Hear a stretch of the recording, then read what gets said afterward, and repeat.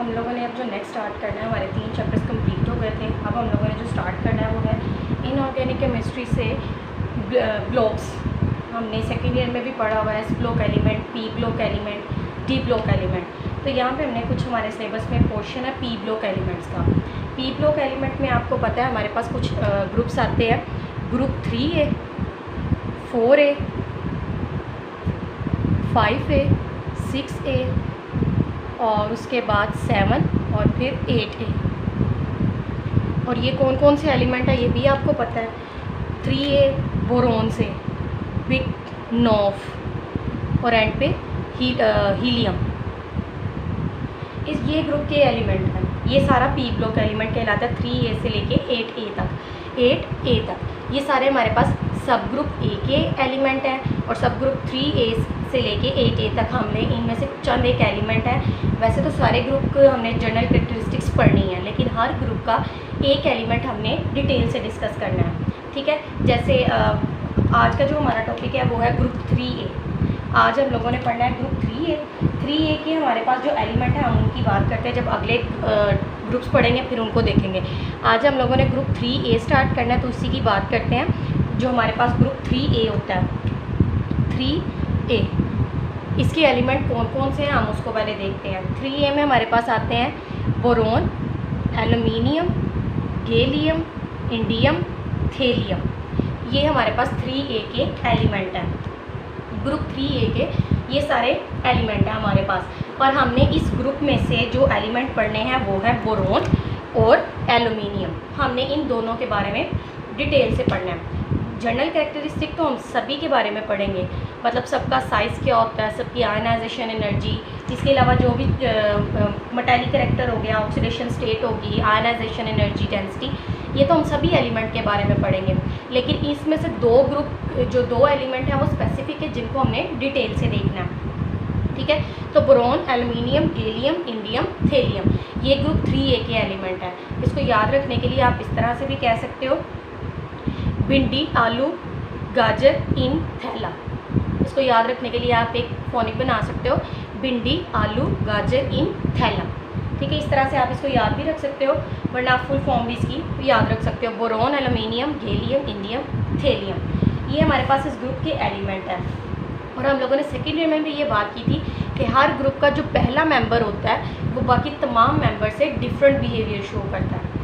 पहले मेंबर का बिहेवियर बाकी तमाम मेंबर से डिफरेंट होता है। उसकी रीज़न क्या होती है, क्योंकि सबसे जो पहला मेंबर होता है उसका साइज़ सबसे छोटा होता है, उसका साइज़ सबसे स्मॉल होता है, ठीक है। Due to small size and high charge density हमारे पास जो पहला मेंबर होता है वो डिफरेंट बिहेवियर शो करता है, ठीक है। तो हम स्टार्ट करते हैं जनरल कैरेक्टरिस्टिक्स से। हमारे पास इस ग्रुप की जो जनरल कैरेक्टरिस्टिक्स हैं वो क्या क्या हैं, तो मैं इसको रेस करके ना थोड़ा मेंबर लिख देती हूँ, लेकिन ऊपर लिख लेते हैं ताकि हम साथ साथ इनकी वो भी लिखते जाएं। बोरोन, एल्यूमिनियम, गैलियम, इंडियम और थेलियम, ये हमारे पास इस ग्रुप के मेंबर हैं। अब हम बात करते हैं इनकी जनरल कैरेक्टरिस्टिक्स की। जनरल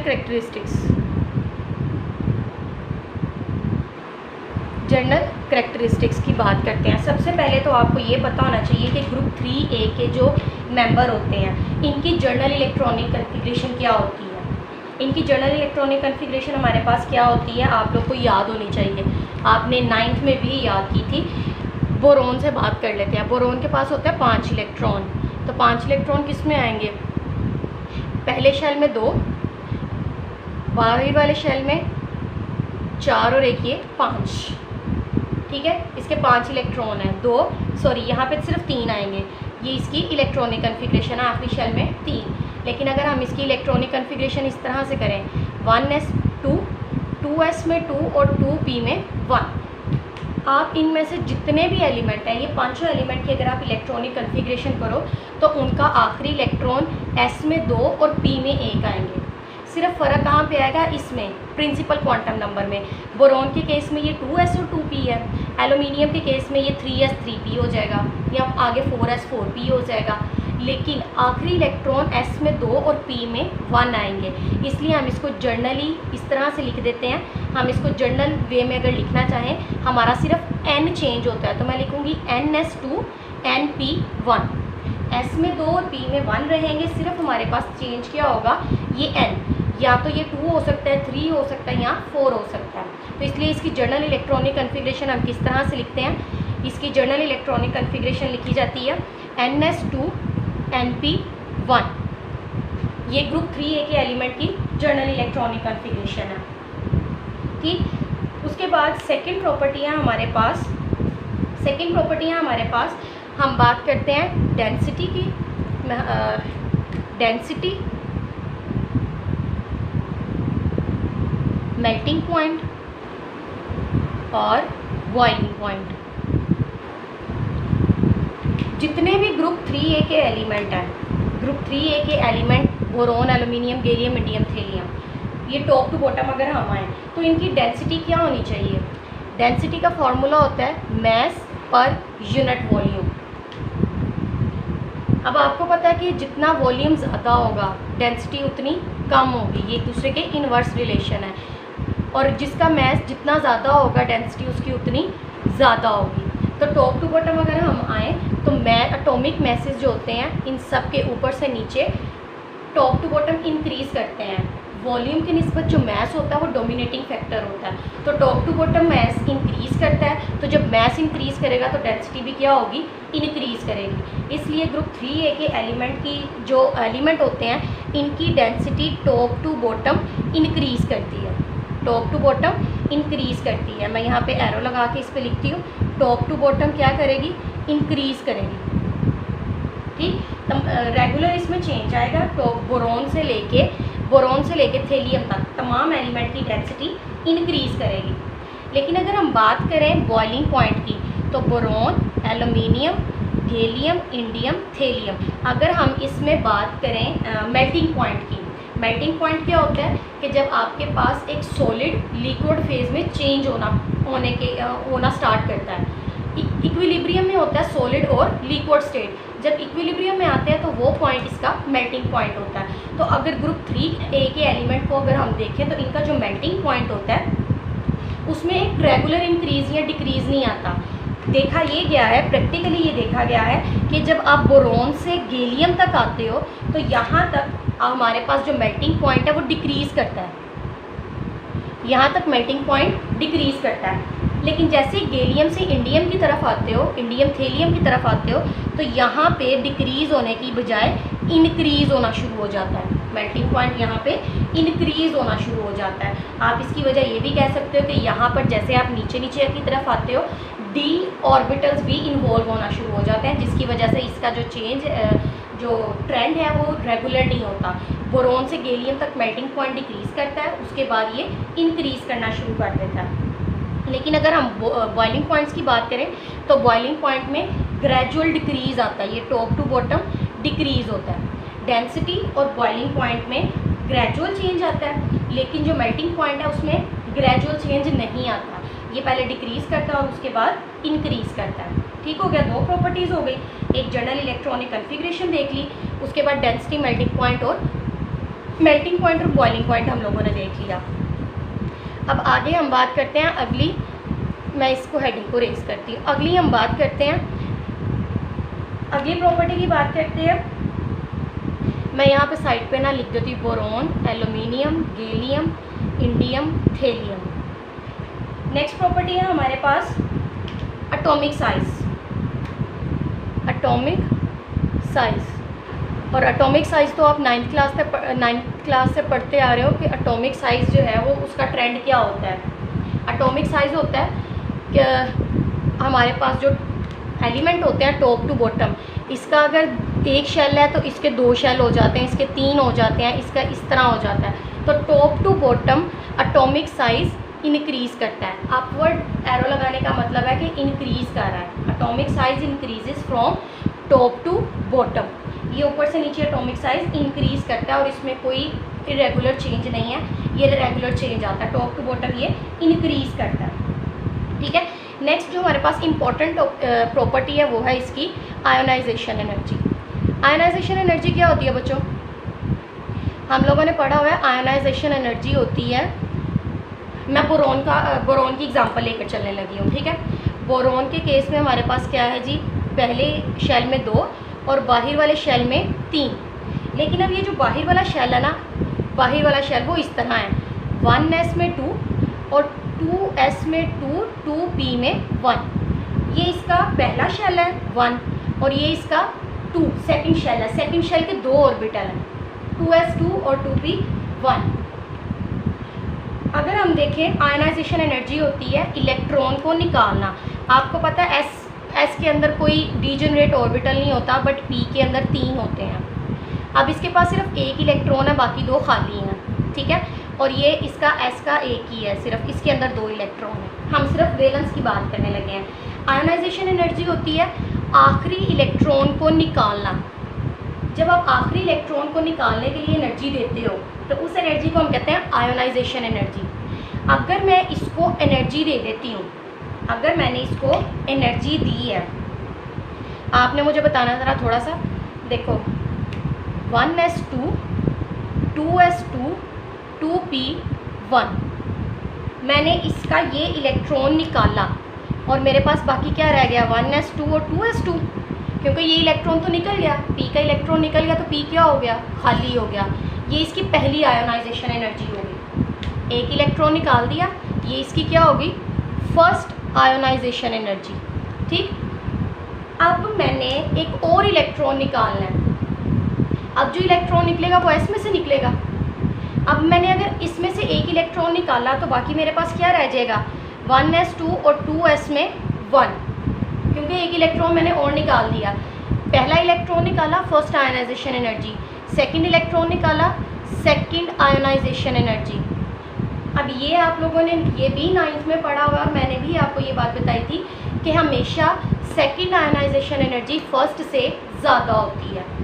उसकी रीज़न क्या होती है, क्योंकि न्यूक्लियर चार्ज इंक्रीज़ कर जाता है। लेकिन ग्रुप 3A के जो एलिमेंट है इनकी ये +3 ऑक्सीडेशन स्टेट शो करते हैं, मतलब ये 3 इलेक्ट्रॉन इनमें से निकाले जा सकते हैं। मैंने एक निकाला, फिर 2 निकाले, फिर 3, तीसरा भी हम निकाल सकते हैं। तीसरा जब यहाँ से निकलेगा तो खाली सिर्फ ये रह जाएगा, ये भी निकल जाएगा, ये थर्ड आयनाइजेशन एनर्जी हो जाएगी, ठीक है। तो ये तो ऑब्वियस ही बात है, higher ionization energies are always higher than lower. Second वाली फर्स्ट से ज़्यादा है, थर्ड वाली सेकेंड से ज़्यादा है। उसकी रीज़न एक तो ये भी है कि हमारे पास जो पहला इलेक्ट्रॉन निकाला था वो p में से निकला था और p डीजेनरेट ऑर्बिटल में से निकला था। लेकिन जब ये वाला इलेक्ट्रॉन निकल गया तो बाकी रह गए s, और p की निस्बत s जो है वो ज़्यादा कह लो, क्योंकि इलेक्ट्रॉन डेंसिटी जो है वो एक तो वो स्फेरिकल होते हैं, दूसरा न्यूक्लियस के करीब होते हैं, न्यूक्लियस से ज़्यादा टाइटली बाउंड होते हैं। तो जो टाइटली बाउंड होता है उसको निकालने के लिए ज़्यादा मेहनत करनी पड़ती है, ज़्यादा मेहनत करनी पड़ती है मतलब ज़्यादा एनर्जी देनी पड़ती है।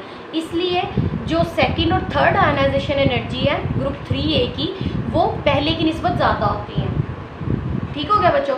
ग्रुप 3A के जो एलिमेंट हैं उनकी फर्स्ट आयनाइजेशन एनर्जी लो होती है as compare to second and third ionization energy, क्योंकि ये जनरली +3 ऑक्सीडेशन स्टेट शो करते हैं। आगे हम ऑक्सीडेशन स्टेट को भी देखेंगे। आयनाइजेशन एनर्जी क्लियर हो गया। अगली प्रॉपर्टी की तरफ चलते हैं। अगली प्रॉपर्टी है हमारे पास,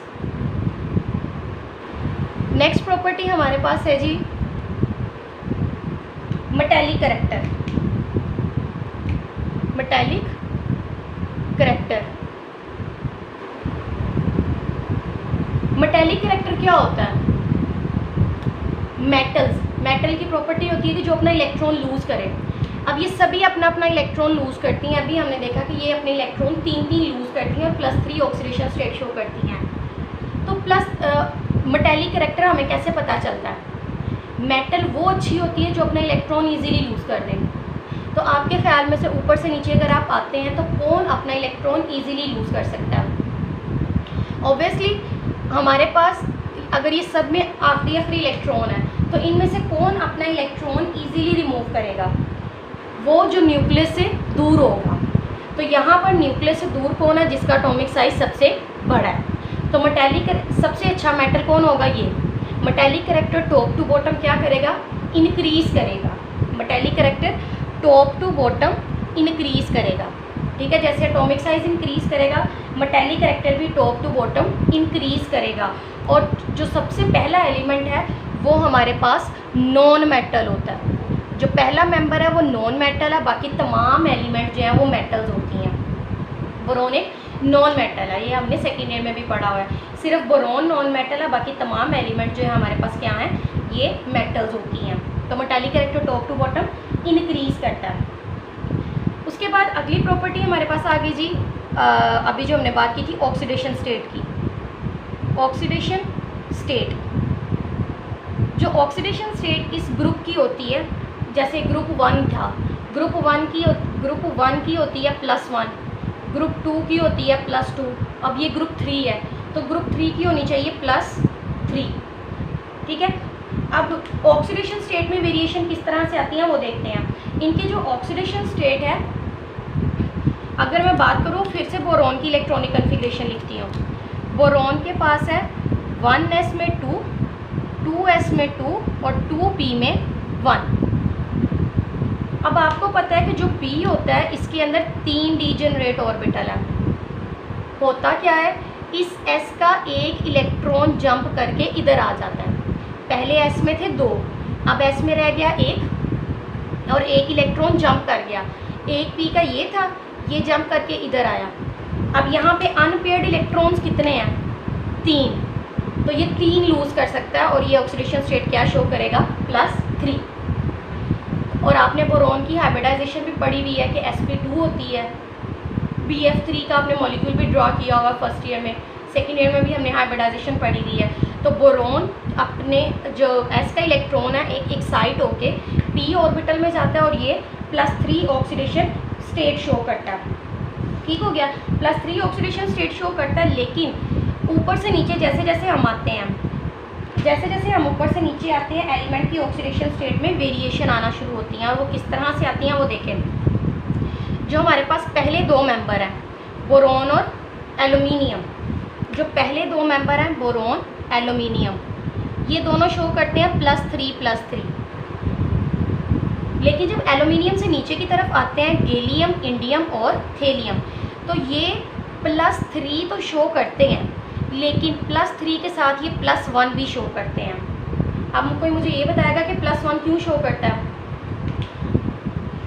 अगर आपको थोड़ा सा याद हो तो एक होता है inert pair effect. Inert pair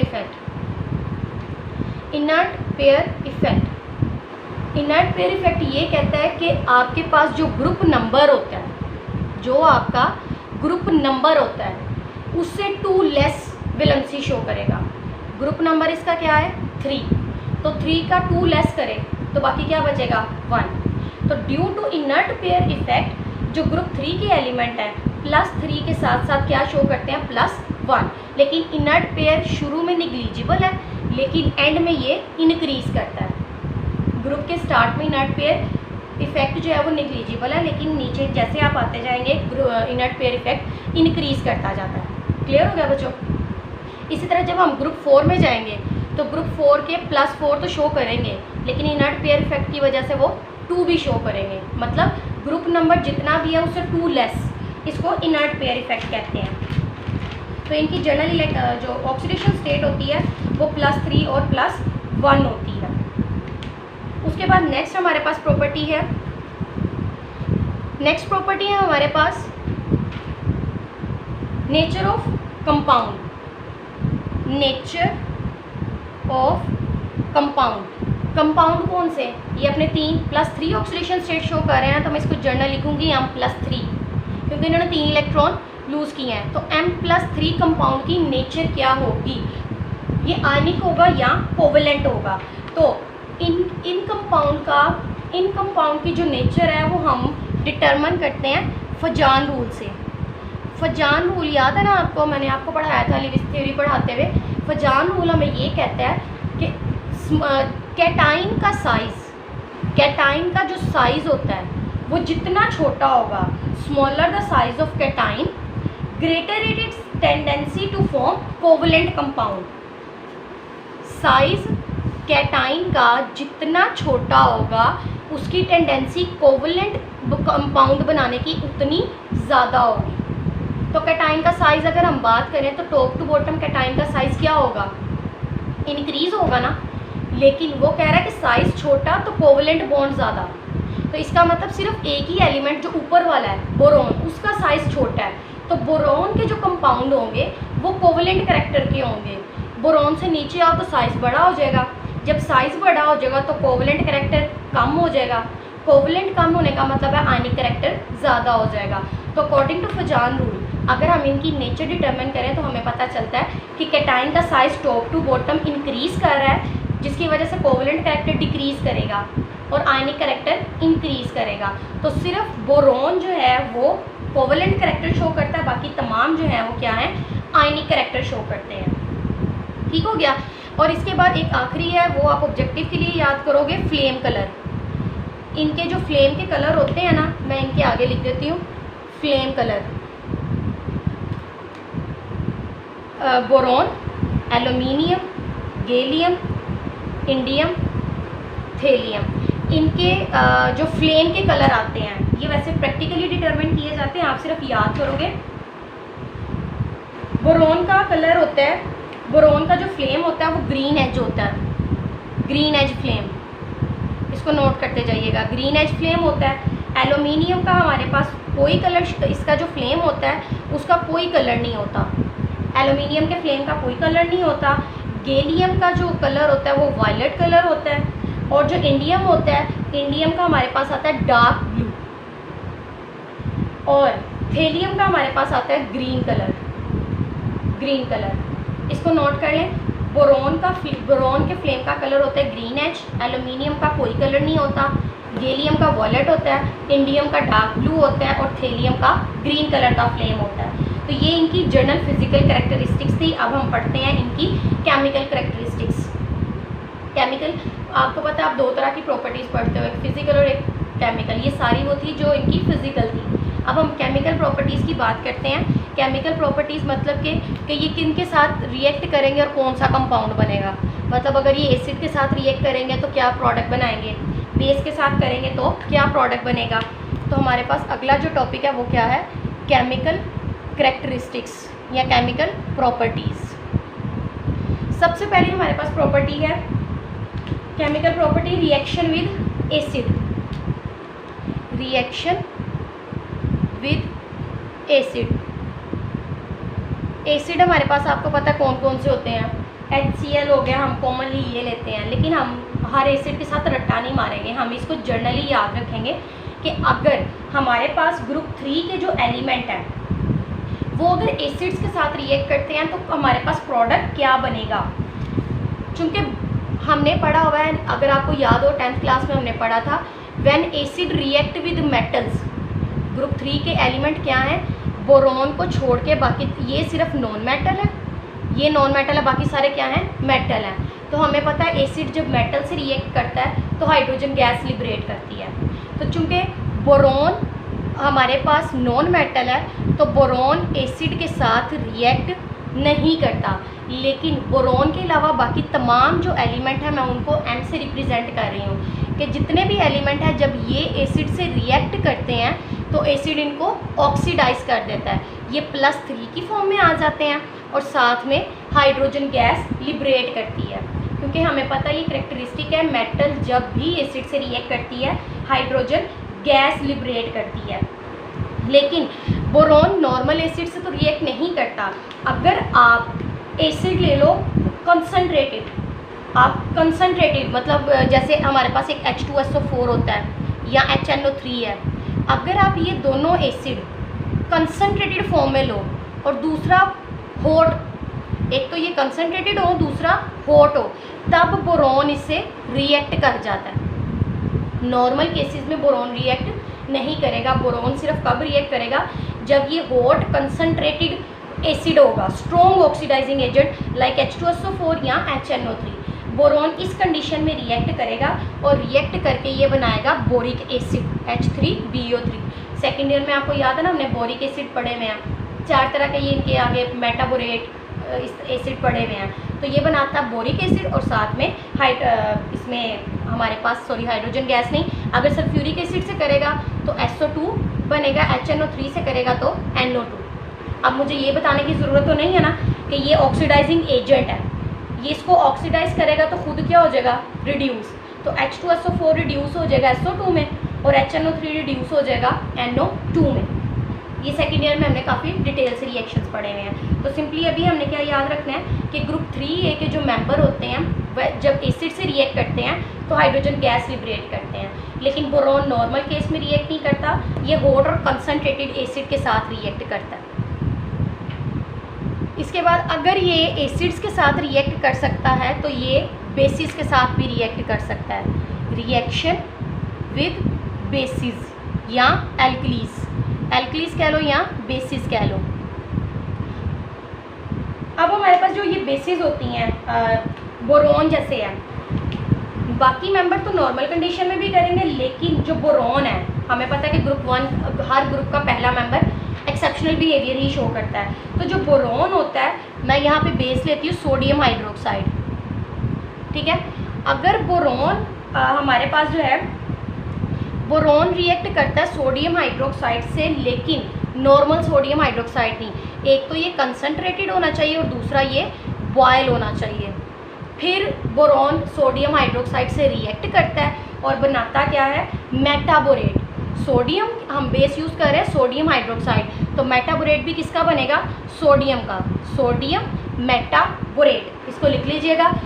जब boron concentrated boiling sodium hydroxide से रिएक्ट करता है तो हमारे पास क्या बनता है, सोडियम मेटाबोरेट, और साथ में हमारे पास हाइड्रोजन गैस लिबरेट होती है। रिएक्शन में कोई बैलेंस नहीं कर रही, आपको पता है इनऑर्गेनिक है तो रिएक्शन आप चाहो तो खुद भी बैलेंस कर सकते हो। तो बोरॉन रिएक्ट करेगा इससे बॉइलिंग कंसनट्रेटेड से, लेकिन जो हमारे पास बाकी मेंबर हैं लाइक एल्यूमिनियम या गैलियम, ये सोडियम हाइड्रोक्साइड से रिएक्ट कर लेते हैं इवन रूम टेम्परेचर पे भी। इनको इतनी स्वेयर कंडीशंस नहीं रिक्वायर्ड होती, ये रूम टेम्परेचर पे भी रिएक्ट कर जाते हैं। और जब ये रिएक्ट करते हैं तो ये हमारे पास क्या बनाते हैं, ये सोडियम का बना देगा एल्यूमिनेट। मैं यहाँ पे फॉर्मूला नहीं लिखती, मैं नाम लिख देती हूँ।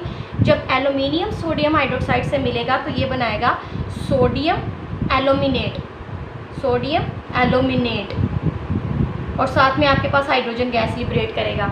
इसी तरह जब गैलियम रिएक्ट करेगा तो ये बनाएगा सोडियम गैलेट, सोडियम गैलेट,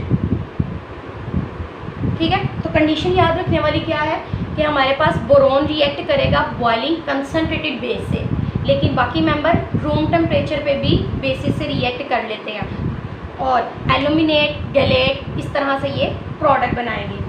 उसके बाद नेक्स्ट है हमारे पास, पहला था reaction with acid, reaction with base, अब है जी हमारे पास reaction with water, reaction with water.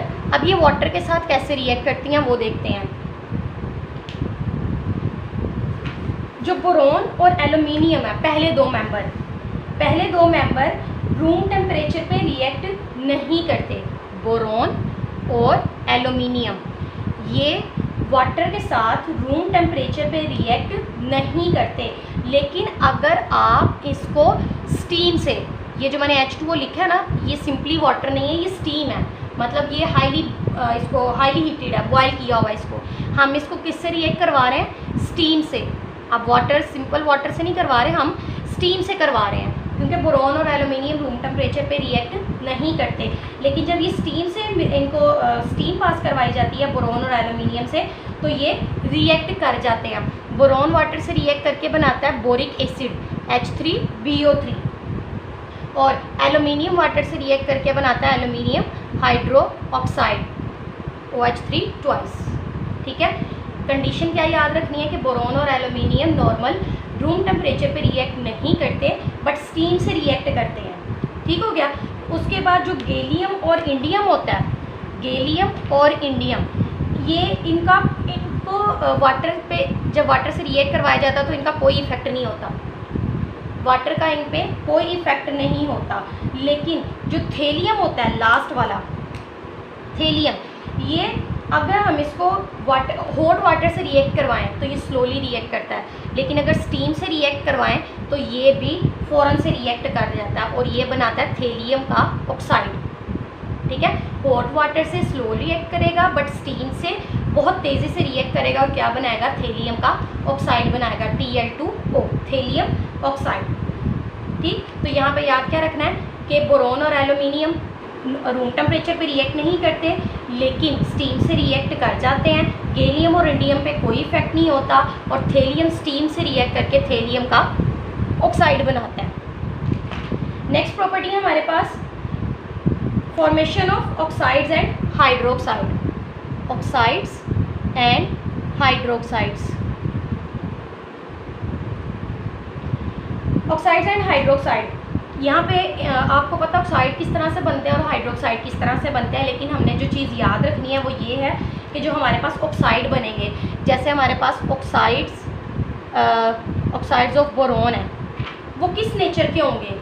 जब ऑक्साइड या हाइड्रोक्साइड बनते हैं तो हमारे पास इनके एसिडिक नेचर के हैं, बेसिक नेचर के हैं, या फिर एम्फोटेरिक है। तो याद जो चीज़ आपने रखनी है मैं सिर्फ वो हाईलाइट कर रही हूँ। जो बोरोन के ऑक्साइड होते हैं, उसके बाद एल्यूमिनियम गैलियम के और इंडियम थेलियम के, ये याद रखना इजी होगा, इसलिए मैंने इस तरह पेयर में बना दिया आपको। बोरोन के ऑक्साइड हमारे पास एसिडिक नेचर के होते हैं, जो एल्यूमिनियम और गैलियम के होते हैं वो एम्फोटेरिक होते हैं, एम्फोटेरिक, और जो इंडियम और थेलियम के होते हैं वो बेसिक नेचर के होते हैं। आप ये भी कह सकते हो कि ऊपर से नीचे जब आप मारते हैं तो एसिडिक कैरेक्टर चेंज होता है बेसिक कैरेक्टर में, acidic, amphoteric, then basic character. ठीक हो गया। ऑक्साइड और हाइड्रोक्साइड्स के बाद हमारे पास नेक्स्ट है जी हाइड्राइड्स। हाइड्राइड्स क्या होते हैं,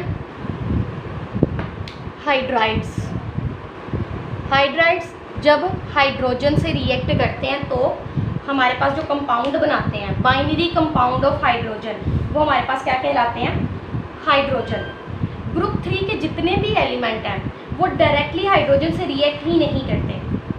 कोई भी जो मेंबर है ग्रुप 3 का वो डायरेक्टली हाइड्रोजन से रिएक्ट नहीं करता, लेकिन जो बोरोन होता है, बोरोन के हाइड्राइड इनडायरेक्ट मेथड से प्रिपेयर किए जा सकते हैं।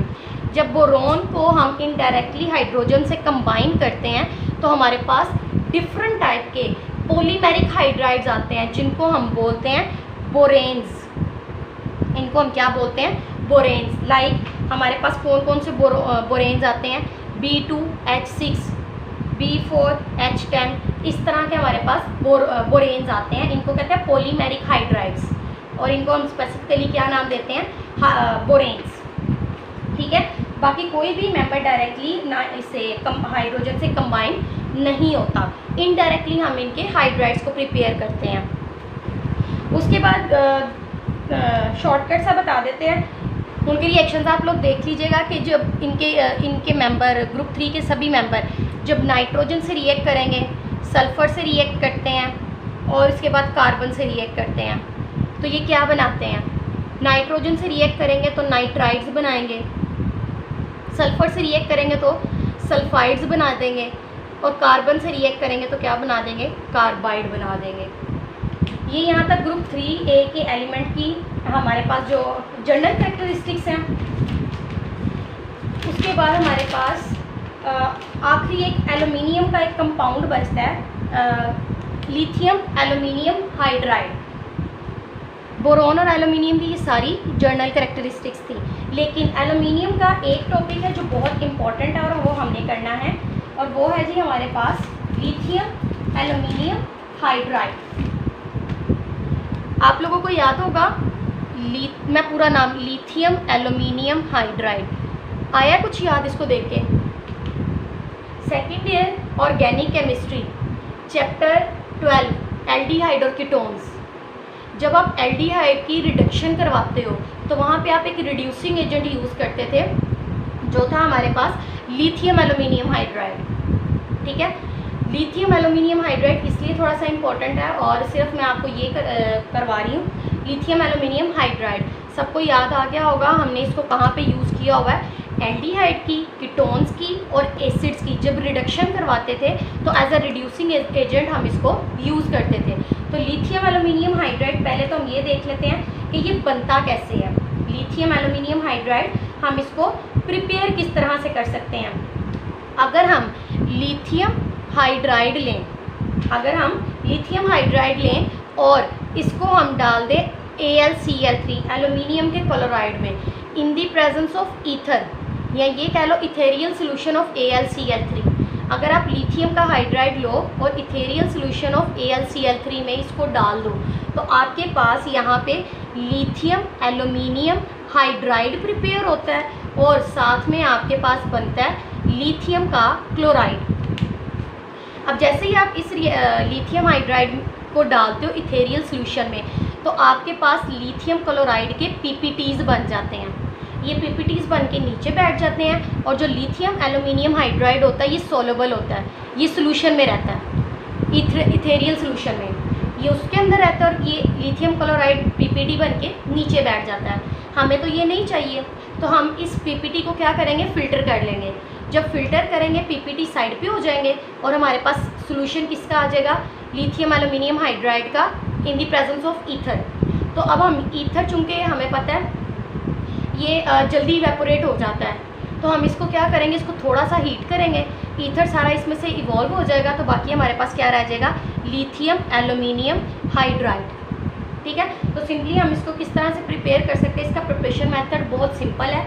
हम लिथियम हाइड्राइड को ऐड करवाते हैं ethereal solution of aluminium chloride में, हमारे पास लिथियम क्लोराइड के PPTs बनते हैं और लिथियम एल्यूमिनियम हाइड्राइड सोल्यूशन में सॉल्युबल होता है। इस सोल्यूशन को हम फिल्टर करते हैं, PPT सेपरेट हो जाते हैं, इस सोल्यूशन को हम हीट करते हैं तो ईथर इवॉल्व हो जाता है, बाकी हमारे पास क्या बच जाता है, हमारे पास सिर्फ रह जाता है लिथियम एल्यूमिनियम हाइड्राइड।